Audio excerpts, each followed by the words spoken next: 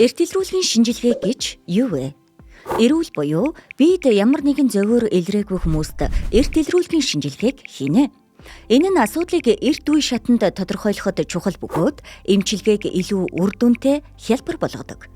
Эрт илрүүлгийн шинжилгээнд хэн хамрагдах вэ? Өвчин эмгэгийг эрт үе шатанд нь буюу тухайн хүнд шинж тэмдэг илрээгүй үед нь илрүүлснээр бүрэн эмчлүүлэх, эдгэрэх боломжийг нэмэгдүүлдэг. Эрүүл мэндтэй онцгойлон анхаарч амьдралын буруу хэм маягаас үүдэлтэй өвчлөл болон хавдраас урьдчилан сэргийлж эрт илрүүлгийн шинжилгээнд хамрагдаарай. Эрт илрүүлгийн шинжилгээнд хамрагдах 3 шалтгаан. Эрүүл, идэвхтэй амьдралын хэм маяг. Эрт илрүүлгийн шинжилгээнд тогтмол хамрагдсанаар эрүүл мэндэ хянаж, урт удаан эрүүл амьдрахад тусална. Эрт илрүүлгийн шинжилгээ нь таны эрүүл мэндэд учирч болзошгүй эрсдлийг эрт үе шатанд тодорхойлоход туслана. Өвчин эмгэгээс нэг алхам урд.